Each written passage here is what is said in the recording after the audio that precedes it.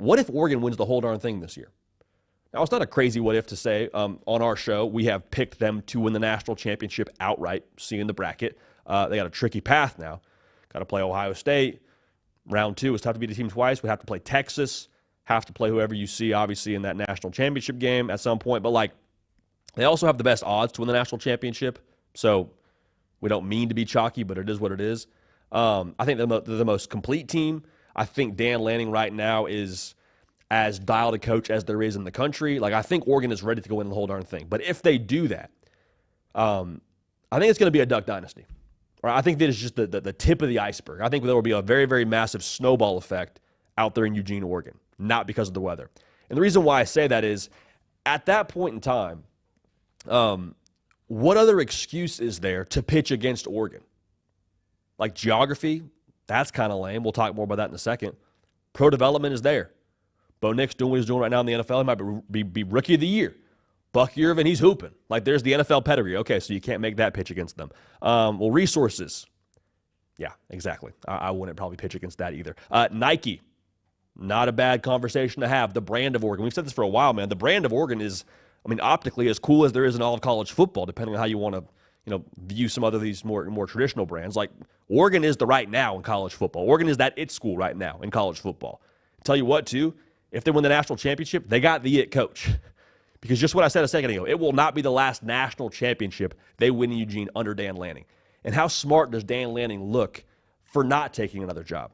Because, I mean, I don't know how far things got down the line with him in Alabama or any other school that tried to poach him, but very clearly Dan Lanning saw this vision, has seen this team that he's built right now. He saw the vision for this team that he's built, and to reap the rewards, again, I think that would just kind of be they're here. They're here. And you talk a lot about schools across the college football landscape having, like, opportunity years. Like, hey, man, this is the window. If they don't get it done right now, that's not Oregon. Like, even if they don't get it done right now, they're going to have a chance the next, 5 plus? As long as Dan Lanning is the head coach there, they're going to be in that national championship picture. Why? Because he prioritizes recruiting, he prioritizes the portal, and they've got a roster now that is stocked. All right, there's top 10 classes every year under Dan Lanning. They have the cupboard stocked at the most important position. You got Dante Moore next year at quarterback after Dylan Gabriel.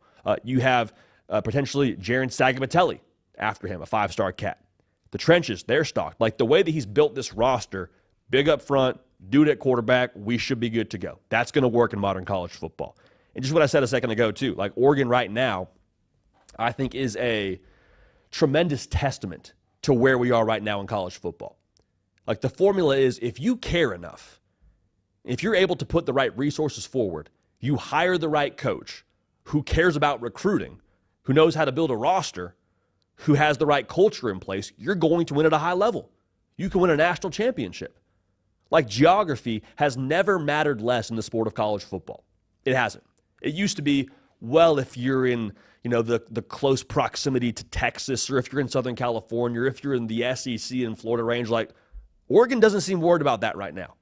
Oregon's picking and choosing anyone they want, it seems like, on the recruiting trail, landing top dudes from the state of Alabama, top dudes from the state of Texas, go here and there, land a top quarterback. Oh, actually, we'll go to the portal and go land a Dante Moore. Like, they got it rolling right now. So, again, Oregon, from a roster perspective, will always be in that tier. But if they win a national championship, that's just going to flywheel the whole thing. It's going to flywheel the whole thing. Now, the question then becomes for some of the naysayers, that you got to let them know, shout out Jalen Milroe, can they sustain? Because the price of success is people take your people. You have success, hey, that offensive coordinator, Will Stein, let's hire him to our school to be a head coach. Spoiler, that's going to happen. I don't know if it's this year, that's going to happen at some point. He's too good of a coach.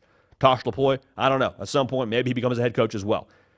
But we've already seen Dan Lanning, one, have the foresight to be able to build for the future on the roster side. It's the same way at the coaching perspective. It's the same way on the coordinator side of things. Kenny Dillingham gets hired to be a head coach at Arizona State. Who does he hire? Will Stein. Bo Nix goes to the league, goes and grabs Dylan Gabriel from the portal, grabs Dante Moore at the same time. Like, this is sort of how Dan Lanning operates. So I have tremendous confidence that they're going to build that thing with a really strong base to be able to sustain the different pieces they're inevitably going to lose as they have success. But again, if they win the national championship this year, We believe they will. This whole thing is going to flywheel. The momentum will be crazy. And Oregon in itself as a brand, its marketability, the optics for recruits, the way that they have a proof of concept to get you to the NFL and have success there, Oregon under Dan Lanning, I think is the start of a dynasty. I truly do. And that in itself, man, that would flip think about the way that would just flip the rest of the college football landscape on its head, that a school in Eugene, Oregon is out here doing work and becomes the capital is a strong word, but capital of where the national championship resides. That'd be a wild world to live in. Also, it's worth noting they'd win the national title in Atlanta.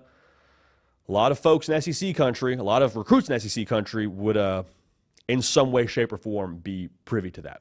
We'll leave it at that.